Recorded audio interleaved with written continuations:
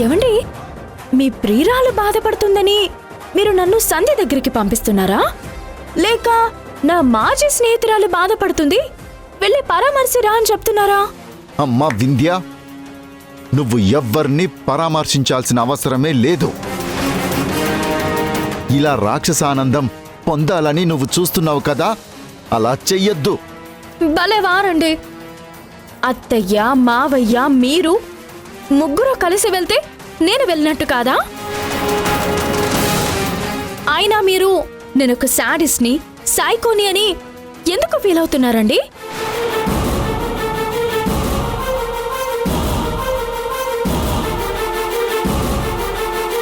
ఇప్పుడే వెళ్ళి మీలాగే నేను కూడా బాధపడి సానుభూతి చూపించి పరామర్శించి వస్తాను.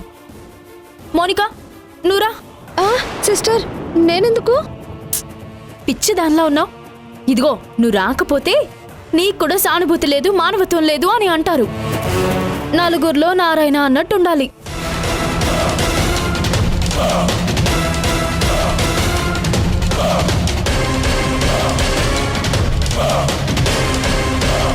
అరే, ఏంటలా చూస్తున్నావు? ఎవరన్నా తెలిసిన వాళ్ళు చనిపోతే పరామర్శించడానికి వెళ్తాం. అక్కడ అందరూ ఏడుస్తూ ఉంటారు. కానీ మనకి ఏడుపు రాకపోయినా ఏడుపు వచ్చినట్టు నటించాలి. వెళ్ళామా, కాసేపు ఏడుపు మొహం పెట్టామా, వచ్చేసామా, అంతే.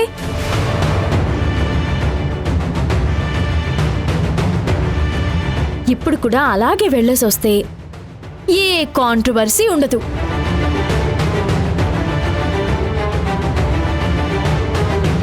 పద సిస్టర్. ఒక నిమిషం. ఏమండి, అక్కడికి వెళ్ళిన తర్వాత ఎలా బాధపడాలి, ఎలా ఫీల్ అవ్వాలి? 4 కన్నీటి చుక్కలు కారేస్తే సరిపోతుందా? నేను ఒకసారి ప్రాక్టీస్ చేస్తాను. అయ్యో సంధ్య, ఎలా జరిగిపోయిందేంటి? అయ్యో సంధ్య, ఇది సరిపోతుందా అండి? పోనీ ఇంకొంచెం డోస్ పెంచుతాను. అయ్యో సంధ్య, నీకే ఎందుకు ఎలాంటి కష్టాలు వస్తున్నాయి సంధ్య? అసలు ఇవన్నీ నువ్వు ఎలా తట్టుకుంటున్నావో ఏమో. ఈ విధంగా బాధపడమంటారా?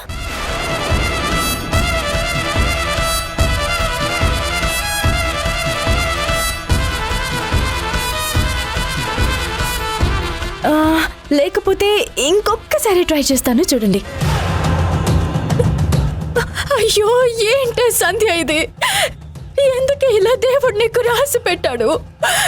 నీ పరిస్థితి చూస్తుంటే నా గుండె తరక్కుపోతుంది సంధ్య. అయ్యో దేవుడా. ఇలా యాక్ట్ చేసి చూపించరా అండి? చెప్పండి.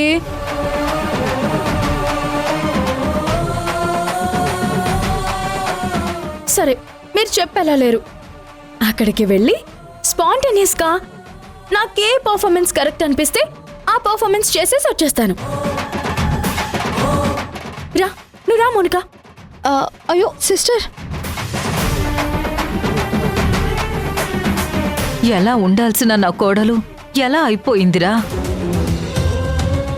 ఏంటిది? ఇది ఎక్కడికి దారి తీస్తుంది? వింధ్య ఇంత మొండిదా? ఇంత కఠినంగా బిహేవ్ చేస్తుందా? పాపం అక్కడ సంధ్యని, సంధ్య పరిస్థితిని చూస్తుంటే నా గుండె తరుక్కుపోతుంది.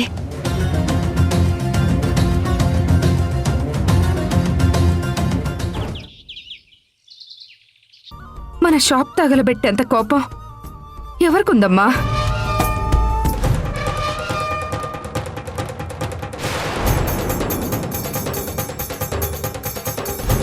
నిజం చెప్పమ్మా, ఇదెవరో కావాలని చేశారని తెలిసిన దగ్గర నుంచి నేనుగా ఉండలేకపోతున్నాను.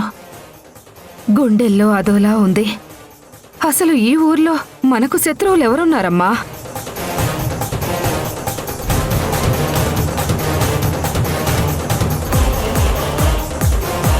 ఎవరమ్మా?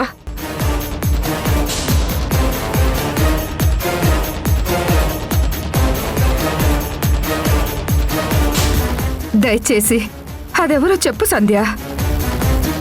ఎన్ని కష్టాలు తట్టుకున్న దాన్ని మన శత్రువు ఎవరో తెలుసుకుని ఆ బాధని దిగమింగుకోలేనా?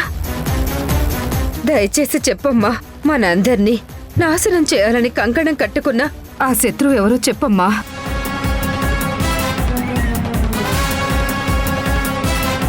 మౌనిక, సిస్టర్, ఇప్పుడు మనం విజయ గర్వంతో ప్రపంచాన్ని జయించినంత ఆనందంగా వచ్చాం కదా.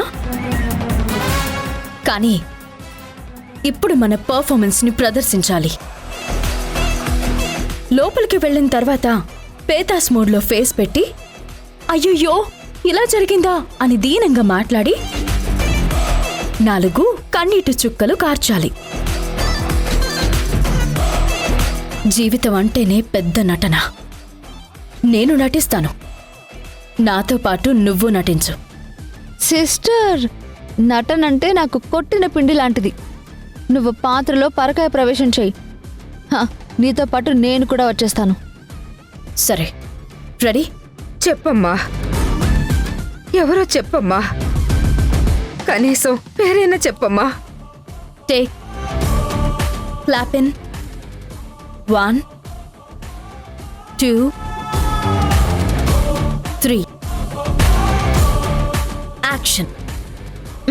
సంధ్య, సంధ్య, సంధ్య, సంధ్య, ఎక్కడున్నావే? సంధ్య, సంధ్య సిస్టర్. సంధ్య. వదిన, వింధ్య వదినొచ్చింది. ఈ విషయం తనకి తెలిసినట్టుంది. వింధ్య రావడం ఏంటి? సంధ్య, సంధ్య, సంధ్య. అయ్యయ్యో, ఏంటి ఇది? మనమేం పాపం చేశామే?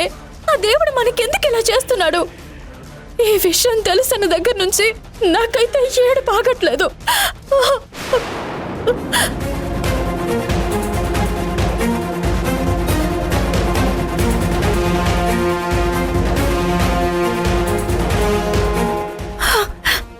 నా మొగుణ్ణి తీసుకెళ్ళి రిబ్బన్ కట్ చేయించుకుంటావా? ఎలా ఉంది జలక్క?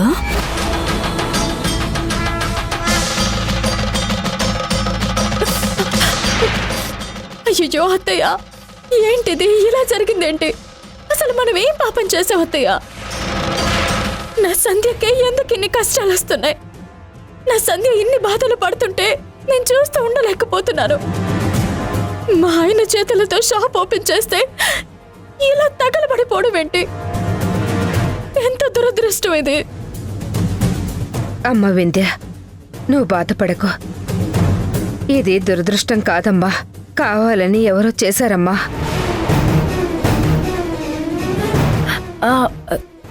కావాలని ఎవరో చేయడం ఏంటత్తయ్యా? అవునమ్మా, శ్రీకరం మిగతా వాళ్ళందరూ కావాలని చేశారని చెప్తున్నారు. ఎవరని ఎంత అడిగినా సంధ్య ఏం చెప్పట్లేదు. నువ్వైనా అడుగమ్మా. సంధ్య ఎప్పుడు నీ మాట కాదనదు కదా. నీకైనా చెప్తుందేమో, అడుగమ్మా. మా కుటుంబాన్ని ఇంతలా బాధ పెట్టే అవసరం ఎవరికుంటుంది? నువ్వైనా అడిగి తెలుసుకోమ్మా. సంధ్య, అత్తయ్య గారు అంతలా అడుగుతున్నారు. నీకు తెలిస్తే చెప్పొచ్చు కదా. అసలు ఎవరు చేశారు ఇది? చెప్పవే.